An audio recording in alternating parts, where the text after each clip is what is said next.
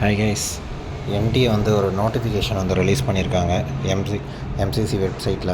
என்ன ரிலீஸ் பண்ணியிருக்காங்கன்னா, அதுக்கும் ஸ்டூடெண்ட்ஸுக்கு எந்த ஒரு சம்மந்தமும் இல்லை. நம்ம வந்து இப்போ ரீசெண்டாக வந்து தமிழ்நாடு மெடிக்கல் செலெக்ஷன் அப்ளிகேஷன் போட்டிருப்போம். அதில் வந்து நம்மளோட மார்க் ஷீட் டேட்டாஸ்லாம் எதுவுமே கேட்டிருக்க மாட்டாங்க. ஒன்லி அப்ளிகேஷன் நம்பர் மட்டும் கேட்டிருப்பாங்க. ஸ்கோர் கார்டோட டீட்டெயில்ஸ் அதெல்லாம் வந்து நாங்கள் கலெக்ட் பண்ணிக்கிறோம் அப்படின்னு சொல்லியிருந்தாங்க தமிழ்நாட்டோட சைடில். அதை தான் இப்போ வந்து எம்சிசி கன்ஃபார்ம் பண்ணியிருக்கு.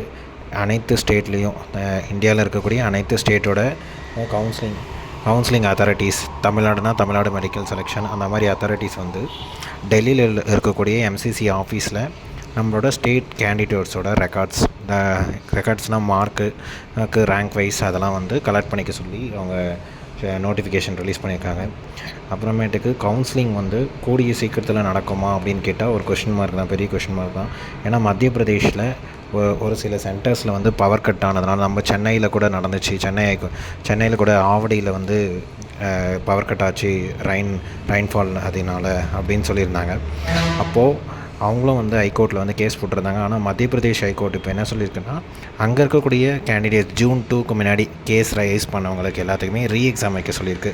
ஒரு 72 ஸ்டூடெண்ட்ஸ் அவங்களுக்கு அதனால் நேற்று வந்து அவங்களுக்கு எக்ஸாம் வைக்க சொல்லி கோர்ட் வந்து ஆர்டர் போட்டிருக்கு.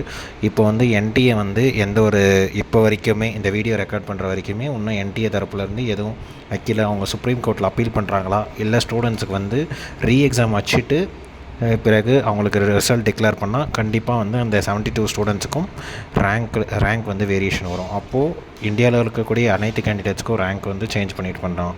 அவங்க வந்து எக்ஸாம் வச்சா இந்த மாதிரி பாசிபிலிட்டிஸ் இருக்குது. அப்படின்னா ஒரு 20 to 25 days கண்டிப்பாக டைம் ஆயிரும், இன்னும் டிலே ஆகும். கவுன்சிலிங் வந்து எம்சிசி வந்து அப்ளிகேஷன் விட்டுறதுக்கே இல்லை, எக்ஸாம் வைக்காமல் அப்பீல் பண்ணி அது எதனா கேஸ் முடிச்சு விட்டாங்க அப்படின்னா வந்து கூடிய சீக்கிரத்தில் எதிர்பார்க்கலாம். இன்னும் என்டிஏ சார்பிலேருந்து எதுவும் சொல்லாதனால அதோட கன்ஃபர்மேஷன் எதுவும் தெரியல. இப்போ வரைக்கும் இருக்கக்கூடிய இன்ஃபர்மேஷன் இது தான். இந்த வீடியோ பிடிச்சிருந்தால் லைக் பண்ணுங்கள், சப்ஸ்கிரைப் பண்ணுங்கள். தேங்க்யூ.